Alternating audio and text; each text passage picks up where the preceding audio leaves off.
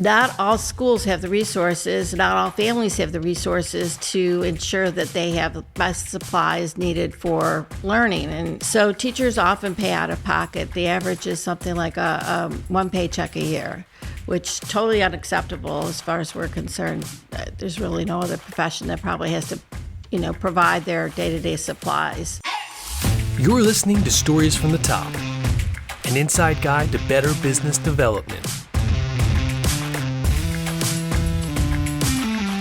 So we're here with Raelyn Harman, the founder of Teachers Teammates, executive director too.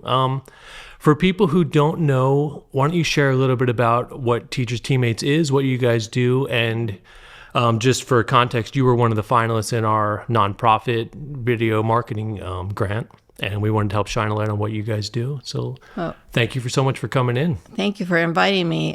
So Teachers Teammates, it collects surplus goods and redistributes to under-resourced schools, primarily in Delaware County. But as we get more and more product coming in, sometimes it's more than we could distribute in Delaware County. So then we, last year we sent materials to Norristown and some West Philadelphia schools and North Philadelphia schools. So what was your background? We were just talking before the show. You're from Buffalo. Mm-hmm. How did you get to this area and then start working in Delco? I came here for graduate school a while back for my master's in social work. Okay, great. Yeah. So how did Teachers Teammates begin? When did you start? So we were officially incorporated in 2020, but there was a lot of groundwork before that to determine whether this was made sense to establish.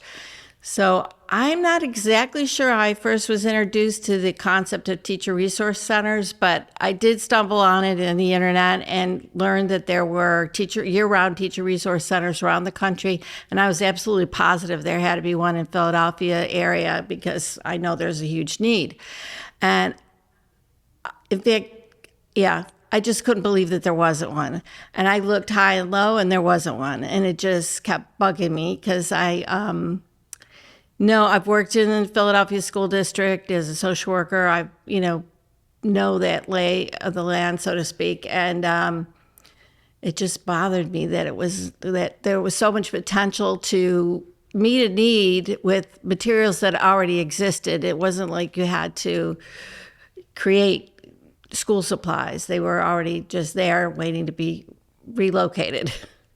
Can you paint the picture for us? Why do these teachers need support and what's going on that your business is necessary? COVID actually did us a little bit of a favor because it raised people's consciousness about the role of teachers and how uneven the funding is for schools in Pennsylvania, really around the country.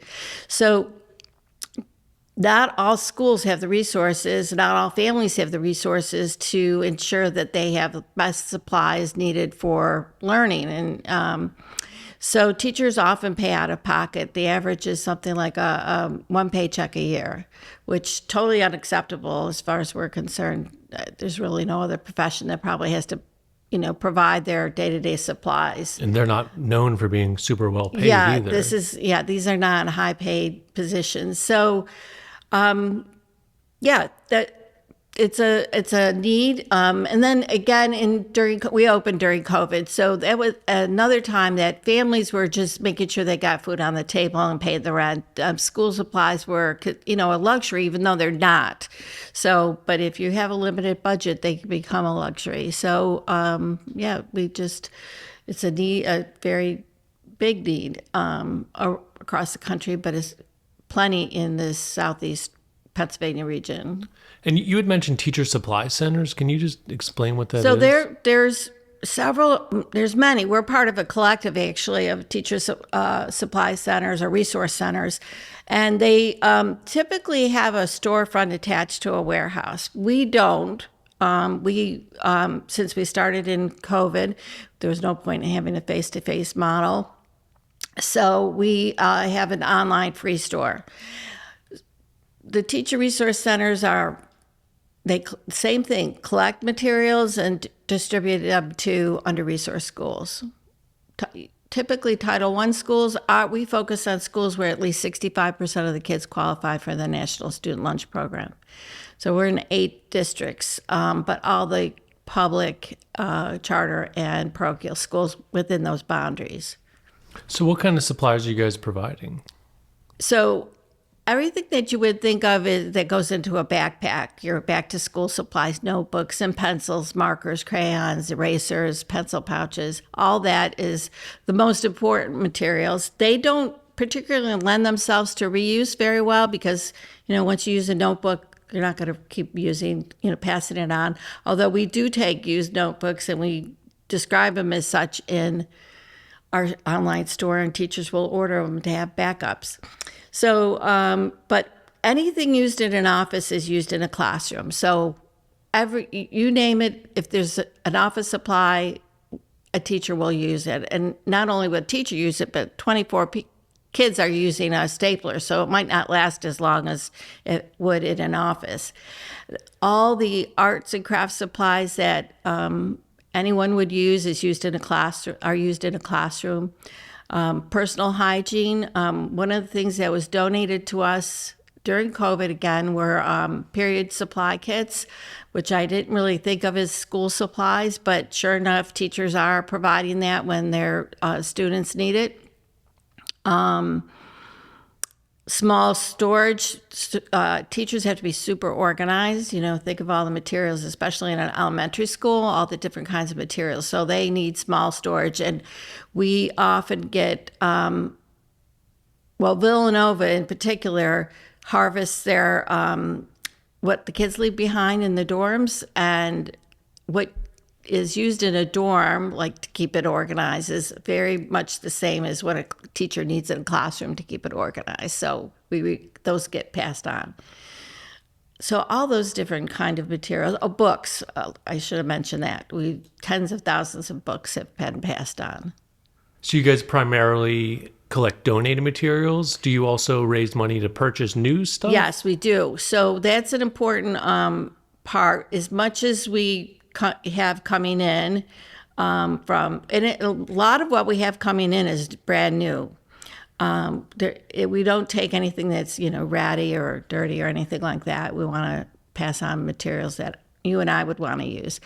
So, but because those kind of basics are not that reusable once they're someone uses them, we do buy materials like those, like we call them core supplies, wholesale. So we really stretch the dollar as far as we could go. And in this year, we really wanted to have a lot more back to school supply drives on our behalf. So we reached out to more businesses and organizations to see if they would do that. And then we did have some good results. So if I'm a teacher who wants to get connected, what's the process for getting connected with your organization? So you have to be a teacher in one of the schools. There's right now, I think we're up to 88 schools. And you register for $40 a year. It's a membership. Very often schools might sponsor it. They might have an education foundation that will cover the cost, or businesses have covered the cost for schools in their communities.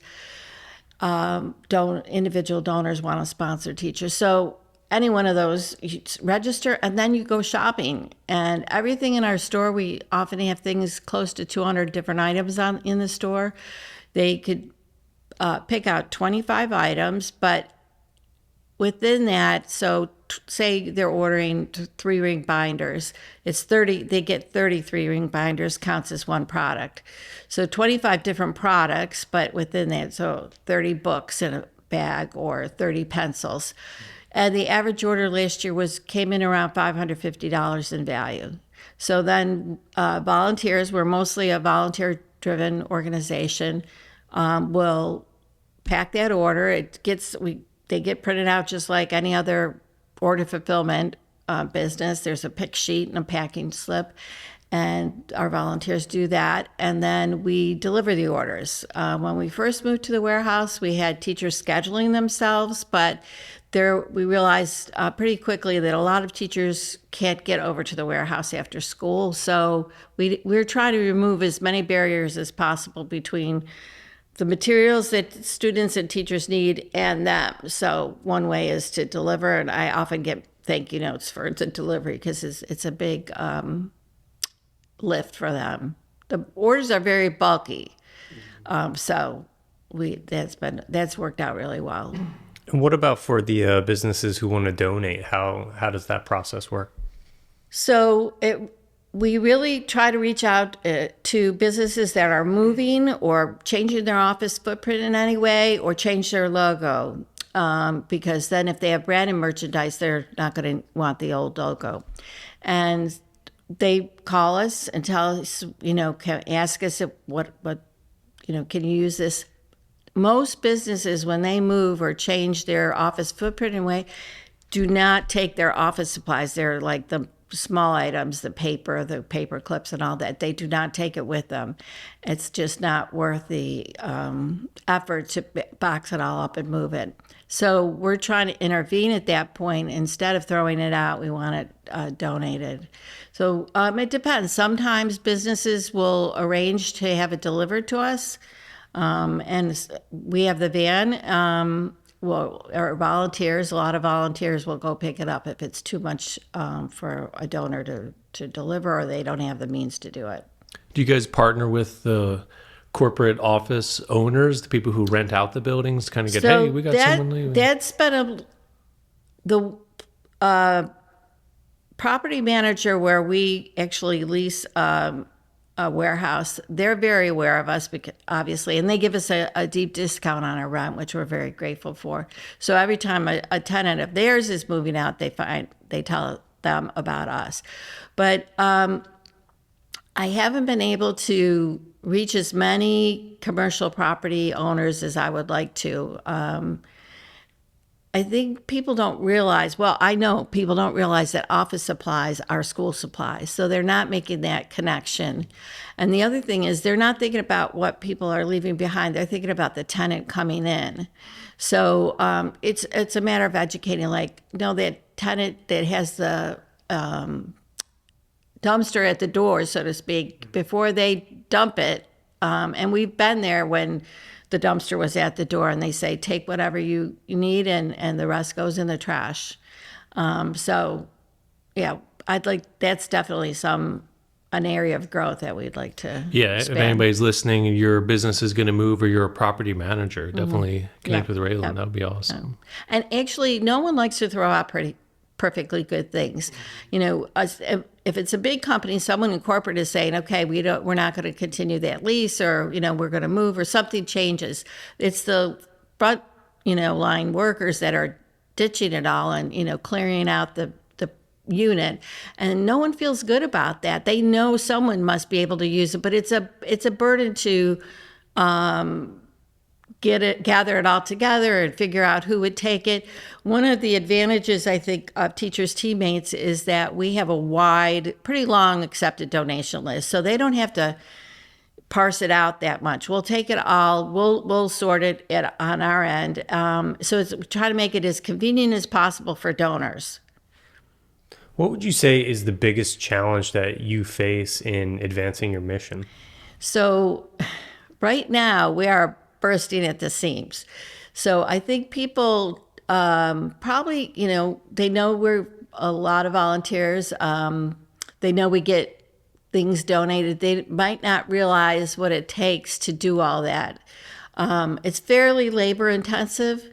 So right now we need larger space and we need staff as much as we have phenomenal volunteers.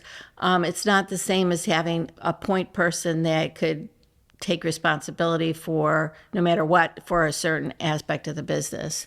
So I would say financial donations are what we need most right now. It's kind of it's a no-brainer. When people learn about us, they immediately say what they have to donate or what they could have donated. I hate those conversations when they say, I wish I knew about you 3 months ago. We just got rid of tons of stuff. And I'm like, yeah, don't tell me about it. But just going forward, please don't do that again. I joke around that teachers are the last ones using 3-ring binders and hanging folders. I thought we were going to drown in hanging folders, but we upcycle things. So those hanging folders that were more than teachers were ordering, we would cut off the metal. A volunteer would do that and flip letterhead around and make journals, and those flew out the door. Another thing that I wanted to mention, probably one of the most popular items are what we call incentive bags. It's all those rewards that teachers give students for reaching milestones or certain behaviors they want to see. And all the miscellaneous stuff that comes in our door, and especially some of the branded materials like the giveaways, trade show type stuff. Yeah, exactly, trade show type stuff. We keep that together we have retired teachers volunteering, so they know grade levels, and they will sort it by grade level, and teachers could order a bag of that, like 30 items in that bag. It's very popular because that's definitely coming out of their pocket. And it's, again, no one would think that stuff is a school supply, but it is. Materials, we've gotten fossil collections, we've gotten bug collections, rock collections. And the teachers are giving those to students as incentives?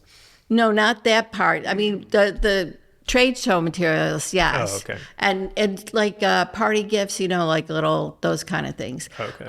But it's beyond that, the kind of things that we're collecting. There could be, people wouldn't think that's a school supply. We received like 40 sheets of foam board ones. They're like 8 by 4 foot poster board. And I knew a volunteer was like, well, I could see the look on her face, like, why is she accepting that? But the theater teacher was thrilled. They turned it into, their sets.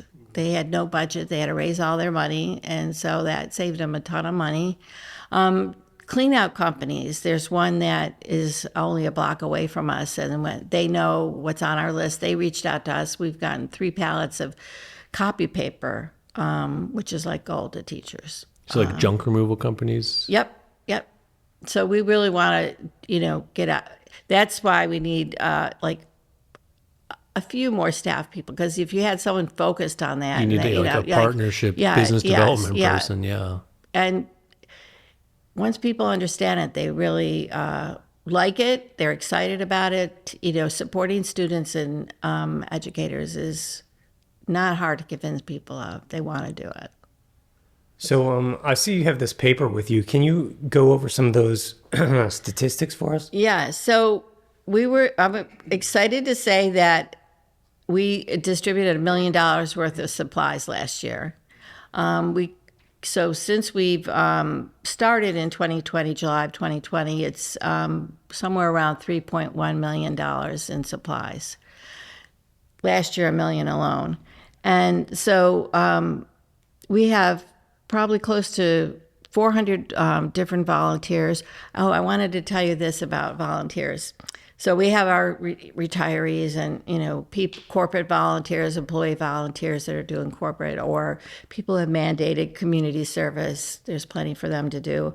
But we have quite a few groups during the school year of students with special needs. They've graduated high school. They're still getting support services to develop their life skills or their work readiness skills, and they come on a regular basis, and we absolutely could not do this work without them.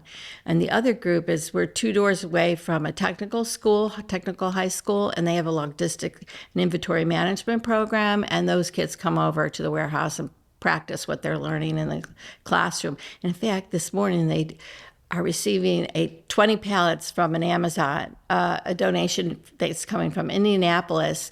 Amazon gives local, will provide the freight in kind, and they're unloading that truck at their location, and then we'll load up other trucks to distribute it to our warehouse and other locations. So it's great hands-on experience. So we gave out over 34,000 books last year. Actually, last year the average order was $573 in value, and we distributed more than 600,000 items. So that means someone's touched that every single item. So, for example, when we get retired teachers, when they retire, they often will come and give us what's left, what their colleagues might not have wanted. And so we're not getting new packs. We get random markers or random crayons. They all get sorted and then bundled in the quantities teachers are able to order them in our online free store. So there's different steps along the way that make it possible for it to all work. And so you're mainly a volunteer force? Yes, we have 2 full-time people year-round and 2 part-time seasonal staff. We have the driver and we have a warehouse associate who is a retired teacher. And you mentioned that you wanted some more people. Are you hiring? Not yet, because we need the financial donations first. Okay. Where we write grants, we have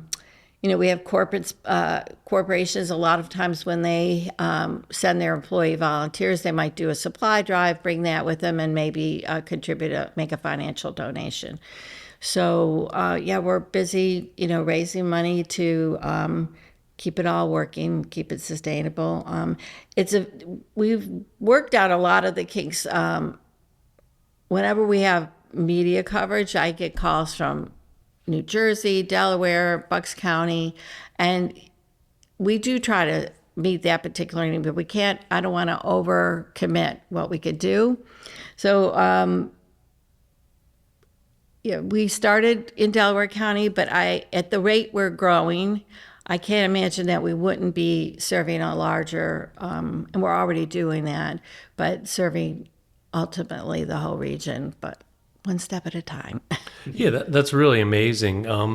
So what's the best way for people to get in touch with you if they want to volunteer, donate, or they might have supplies or even have a connection to make for you? So they could go to the website, register as a volunteer. And what's the website? teachersteammates.org. Plural, both. Teachers Teammates. Yeah. .org. So they can register as an individual volunteer. If they want to schedule a group, the best thing is to call the phone number on the website and schedule that group separately. We have people could go directly to the calendar and sign themselves up for a shift. But I always tell people if it's not convenient to reach out to us so we could work out a time that is best for both of us. If they want to donate materials, they should check our list online, again, on the website. And I always tell people if they have a question, always call or email and ask, because I can't possibly list everything that we'll take on a single list. And then there is a donate button, so that is that's always welcome. And supply drives. So if we've had quite a few individuals, organizations, churches, just community civic organizations and businesses organizing supply drives, especially this time of year when everything's on sale.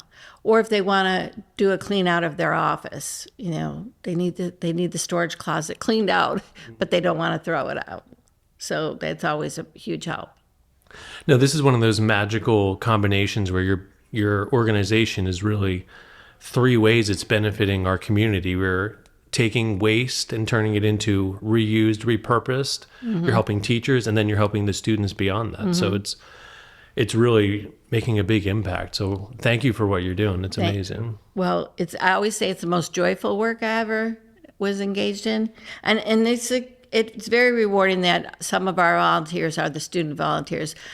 The other advantage for us is there's so many different tasks that have to be done. So someone might not be literate. They could, bundle pencils or check crayons or markers, whatever. And then we have people all along the spectrum of abilities, and they, could fill orders or do data entry. So there's really we've had preschoolers volunteer. And we've had, our oldest volunteer was 99. because it doesn't take, physical effort to sort colors of crayons or markers, but it has to be done. Yeah. So. Is there anything specific you guys are looking for right now that people might have? So, I'd love people to take advantage of the back to school sales, and they usually have limits, but, buy what they could afford and donate it, or make a financial donation and we'll buy it wholesale. Make sure we do think it's very important to have the core supplies, what people typically think of as school supplies, always in stock, and it's a bit of a struggle. We have, office supplies. And the other thing is I want people to spread the word. If they know that their, spouse or someone they know's business is moving, I want them to automatically think, okay, don't throw all that stuff out. We've even gotten donations from a TV studio. They had an office set. They were done with the series and called us up and said, could you use these, office props? That was cool. Awesome. Yeah. That's awesome. Well, Raelyn, thanks so much for coming in, being on the show. We'll get the word out, and thank you. Hopefully we can get some more support because you guys have an amazing organization. Thank you. Thank you very much for this opportunity to spread the word. Of course. Stories from the Top is your guide to successful business development. Subscribe wherever you get your podcasts or find Edge of Cinema on YouTube. Stories from the Top is an Edge of Cinema production, hosted by Matthew Skura and Jeremy Schmidt. To learn more or get in touch, visit edgeofcinema.com/podcast.